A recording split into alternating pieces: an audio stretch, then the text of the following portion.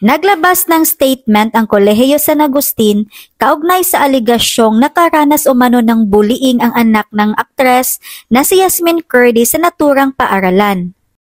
Kamakailan ay nagbahagi ang aktres sa kanyang Instagram account ang pangbubuli na naranasan ng kanyang anak sa naturang paaralan na nagdulot ng matinding stress nito. 7 hanggang 9 na estudyante di umano ang nanghara sa anak nitong si Yesha at hindi pinalabas ng classroom at hindi rin nakakain ng recess nang dahil ayon pa nito ay hindi ito naging aktibo sa mga preparation sa darating na Christmas party. At isa ring nagpalungkot sa aktres nang makita ang gupit-gupit na larawan ng anak nitong si Yesha. Hati ngayon ang reaksyon ng publiko sa inilabas na statement ng naturang paaralan dahil ayon pa sa Kolehiyo San Agustin ay wala naman daw bullying na naganap.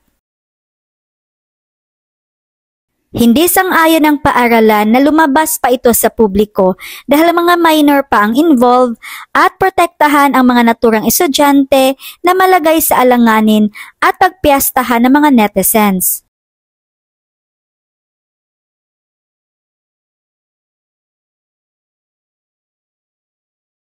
Narito ang ilang reaksyon ng mga netizens sa inilabas na statement ng Kolehiyo San Agustin.